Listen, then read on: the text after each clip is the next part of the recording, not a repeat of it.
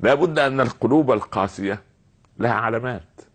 وانا عشان يعني اوضح المسألة لابد من ان ابين بعض من علامات القلب القاسي، وانا اولكم اراجع مع نفسي هل ترى انا صاحب قلب قاسي ام صاحب قلب خاشع لين مع الناس.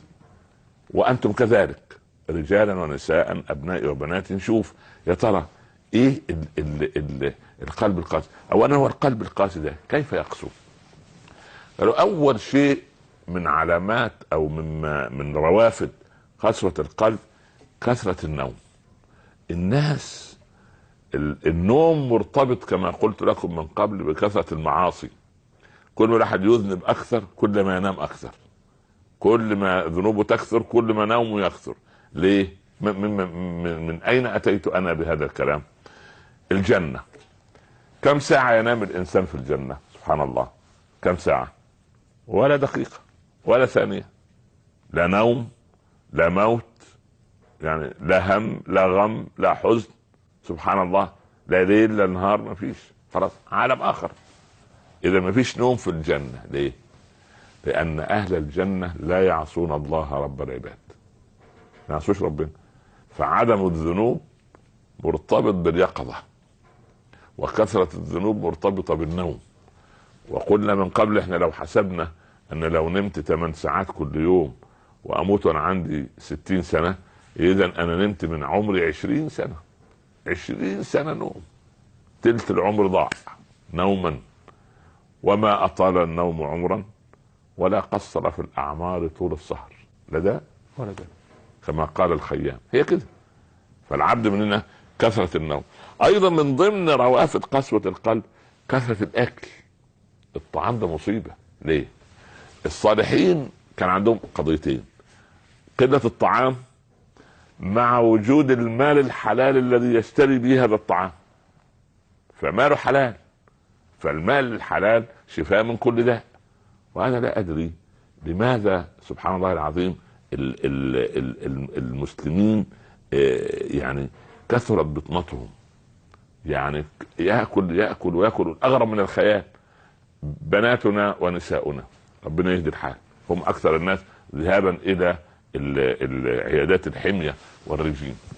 تأكل سبحان الله ما لذ له وطاب، وينفق في هذا آلاف، ثم تذهب الى الطبيب لتعمل حمية عشان تخفف من آثار كثرة الطعام، وتنفق آلاف. فتنفق المسكين او المسكين الرجل الذي ينفق عليها ضعفين.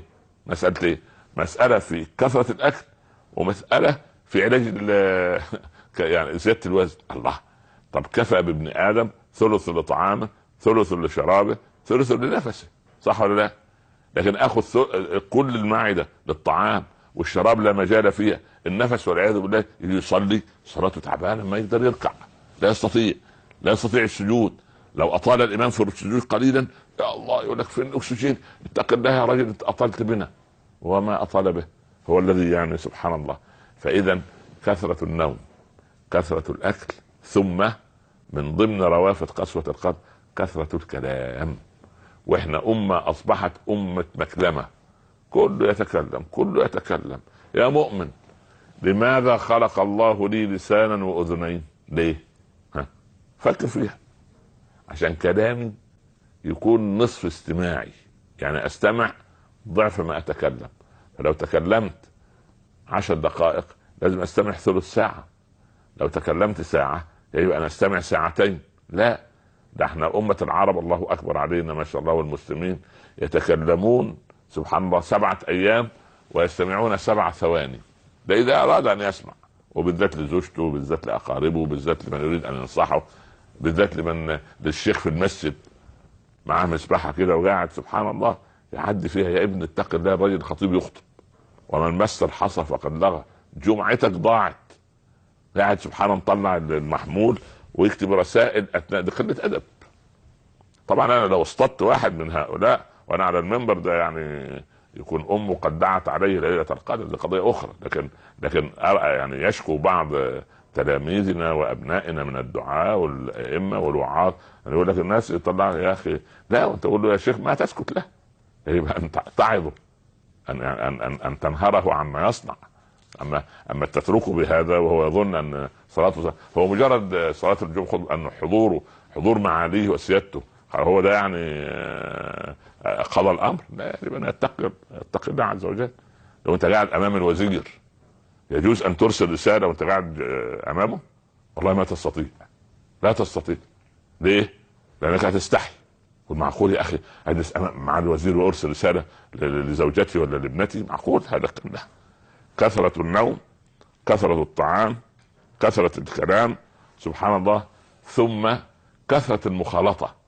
في واحد له معارف 1000 بني ادم يا اخي، كفى بصديقين او 3. وفي شروط 5 لمن تصاحبهم. عاد صادق، اشترط شروطا 5 في من تصادقه. إن ما كانش فيه المواصفات ال5 دي لا داعي. اول شيء ان اذا رآك غافلا ذكرك. ادي الصديق الصح. يا فلان لم تصلي معنا العصر، يا فلان لا نراك في درس العلم، يا فلان كذا وكذا، ما فلان ما شاء الله كنت المقرأة وتراجع القرآن واوشكت على حفظ البقرة وآل عمران، ده انت خلاص كان فاضل لك باقي لك 2 أو 3. يبقى يذكرك.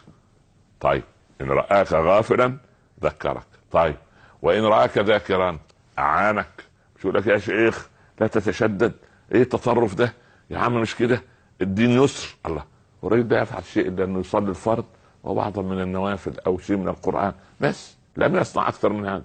لكن لا، ده هو يصور. لا بالعكس، الاخ الصادق الذي او الصديق الصالح الذي ان رآك غافلا ذكرك، وان رآك ذاكرا ايه اعانك. ادي الشرط الثاني للاخوة.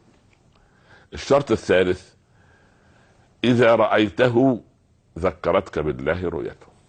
اول ما تشوفه كده يا الله والله فلان ده كان السبب فانه عرفني الشيخ عمر وسمعت دروسه وسمعت كذا درس كذا وكذا، والله ده اللي اعطاني مره CD كده ولا قرص ولا شريط ولا كتاب نفعني، خلاني اواظب على الصلاه، خلاني اتقي، خلاني امسك لساني، وهكذا.